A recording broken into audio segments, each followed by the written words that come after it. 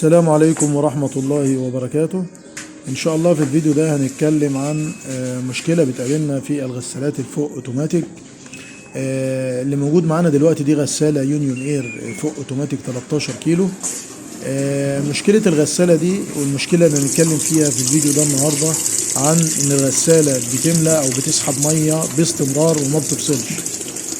فالشكوى اللي بتيجي من العميل ان الغسالة ما بتغسلش ليه؟ لان بتسحب ميه على طول وما بتوقفش، فشيء طبيعي مش هتغسل. فاللي بيتحكم في مستوى الميه ده هو الليفل او محدد المستوى اللي احنا شايفينه ده.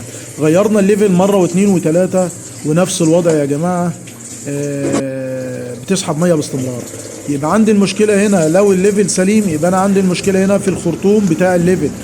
الخرطوم بتاع الليفل اللي احنا شايفينه ده اللي هو الخرطوم الابيض ده ممكن يكون فيه تسريب او ثقب او مش مقفول كويس من هنا بإفيز، فلازم ناخد بالنا من الموضوع ده كويس.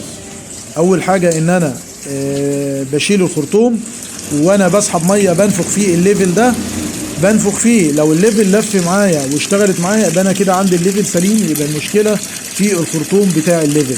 ناخد بالنا من الموضوع ده يا جماعة لان بعدي على كتير من اخواننا الفنيين.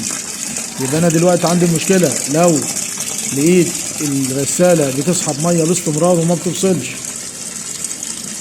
كده، بغير طبعا اوتوماتيك، بغير على الليفل قبل كل شيء. فلما بغير الليفل ولقيت الليفل يعني ده دلوقتي ده ليفل اتغير بليفل تاني اهو. طبعا وهنشرح في فيديو تاني ازاي في فرق ما بين الليفل ده والليفل ده او الشركة دي والشركة دي، وايه الاسباب او ايه الاضرار اللي ممكن تحصل من ورا تغيير الليفل لو مش هو نفس السيستم بالظبط.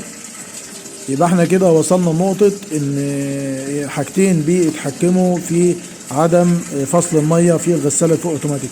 اول حاجة الليفل، لو الليفل سليم يبقى عندي خرطوم المية، يعني يا اما ده يا اما ده، يا الليفل يا الخرطوم هما اللي بيعملوا المشكلة دي فقط لا غير. اتمنى من الله طبعا حاجة تانية ممكن يكون الكارتة ودي بنستبعدها شوية. اتمنى ان الفيديو ده يكون عجبكم ان شاء الله، والسلام عليكم ورحمة الله وبركاته.